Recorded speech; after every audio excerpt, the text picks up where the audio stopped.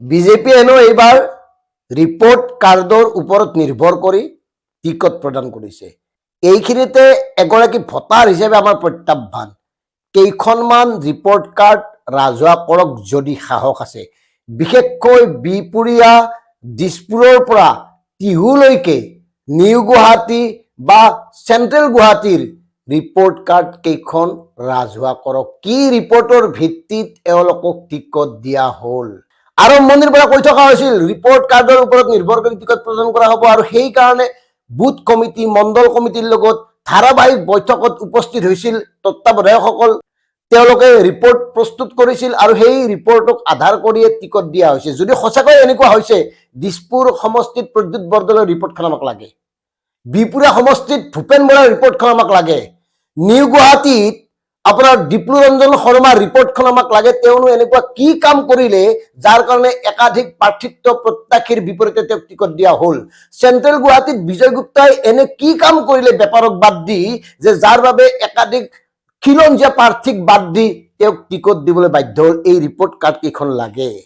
আনহাতে 1985 চনৰ পৰা ধৰ্মপুৰ সমষ্টিক প্ৰতিনিধিত্ব কৰা চন্দ্ৰমোহন পাটোৱাৰীয়ে কি ৰিপৰ্টৰ ভিত্তিত পুনৰ টিহুত প্ৰাৰ্থিত্ব পালে সেই ৰিপৰ্টখন স্পষ্ট কৰিব লাগে। এনেইতো কৈ থকা হৈছিল তৃণমূল পৰ্যায়ৰ কৰ্মীসকলক গুৰুত্ব দিয়া হ'ব, তেওঁলোকৰ ৰিপৰ্টৰ ওপৰত নিৰ্ভৰ কৰি সকলোবোৰ সিদ্ধান্ত লোৱা হ'ব। আচলতে এইবোৰ ৰিপৰ্ট ভুৱা নেকি? এই ৰিপৰ্ট ভেকু ভাওনা নেকি? এই যে ৰিপৰ্ট সংগ্ৰহৰ নামত মিটিং হৈছিল, এইবোৰ কেৱল দেখুৱাবৰ কাৰণে হৈছিল নেকি? এই প্ৰশ্নৰ উত্তৰ লাগিব এগৰাকী ভোটাৰ হিচাপে। কাৰণ আপোনালোকে যি ধৰণে সাধাৰণ জনতাক মূৰ্খ বুলি ভাবি ৰাজনৈতিক প্ৰপাগাণ্ডা কিছুমান সৃষ্টি কৰি এই প্ৰাৰ্থিত্ব প্ৰদানৰ নামত একাংশ অনুপযোগী অযোগ্য লোকক প্ৰাৰ্থিত্ব দিলে, একাংশ 2 নম্বৰী লোকক প্ৰাৰ্থিত্ব দিলে, সেই সম্পৰ্কে আমাৰ আপত্তি আছে, অভিযোগ আছে, আৰু সেইকাৰণে এই প্ৰত্যাহ্বান জনাইছো, এইসকলৰ ৰিপৰ্ট দেখুৱাওক। বিপুৰীয়াত ভূপেন বৰাই এনেকুৱা কি কাম কৰিছিল?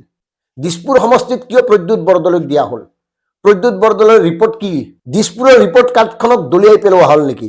যদি দিছপুৰৰ ৰিপৰ্ট কাৰ্ডখনক প্ৰদ্যুৎ বৰদলৈক প্ৰাৰ্থিত্ব দিয়াৰ স্বাৰ্থত মানে নলা নৰ্দমাত দলিয়াই দিয়া হ'ল, সেই কথাবোৰ স্পষ্ট কৰক।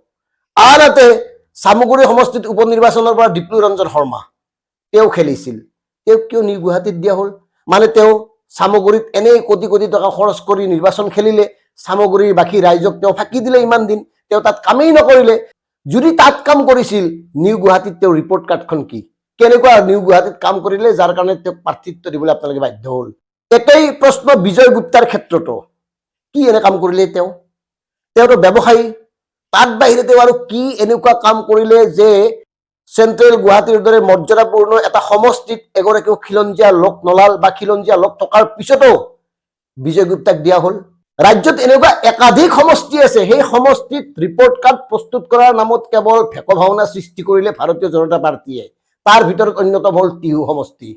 চন্দ্ৰমোহন পাটোৱাৰীয়ে ধৰ্মপুৰ সমষ্টিত বিগত সময়ত কি এনেকুৱা কাম কৰিলে, ঐতিহাসিক কাম, যাৰ কাৰণে তেওঁৰ ৰিপৰ্ট ভাল? টিহুক যিটো সমজিলা কৰাৰ আন্দোলন, তাততো তেওঁৰ 1% ভূমিকা নাই। তাৰ উপৰিও তেখেতৰ বিৰুদ্ধে একাধিক অভিযোগ আছে, অনাগত সময়ত আমি কম, কিন্তু ক'ব খোজা কথাটো হ'ল এনেকুৱা কি তাত কাম কৰিলে যাৰ কাৰণে নতুন একাংশক বঞ্চিত কৰি চন্দ্ৰমোহন পাটোৱাৰীক পুনৰ প্ৰাৰ্থিত্ব দিবলগীয়া হ'ল? এই ৰিপৰ্টবোৰ দেখুৱাওক যদি সততা আছে, সাহস আছে, যদি আপোনালোকে আমাৰ প্ৰত্যাহ্বান গ্ৰহণ কৰিব পাৰে।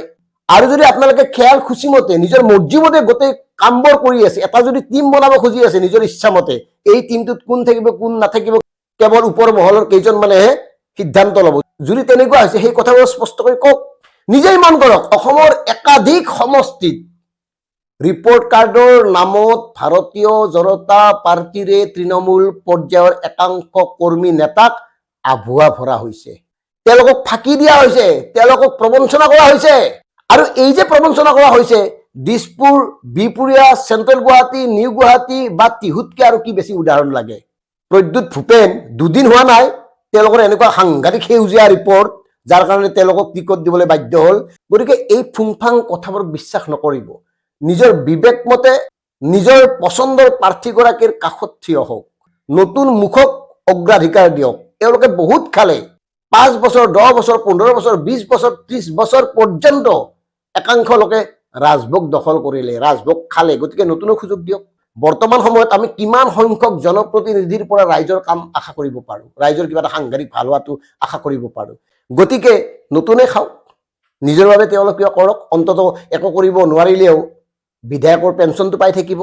গতিকে সেইকাৰণে নতুনৰ কথাবোৰ ভাবক, পুৰণাসকলক বাদ দিয়ক। একদম চিম্পুল কথা ডি কে বি ফেক্টৰ, কাৰণ এতিয়া মূল্যবোধ নাই। এতিয়া এওঁলোকে ৰাজনৈতিক দলটোক ক্লাবত পৰিণত কৰিছে একাংশ লোকে, আৰু সেইকাৰণে সাধাৰণ ভোটাৰ সচেতন নহ'লে এই বিষয়বোৰ আৰু বেছি গভীৰ হৈ পৰিব আৰু ভয়ংকৰ সংকট নামি আহিব ভাৰতীয় গণতন্ত্ৰলৈ। কথাবোৰ মন কৰিব। ধন্যবাদ। জয় আই অসম।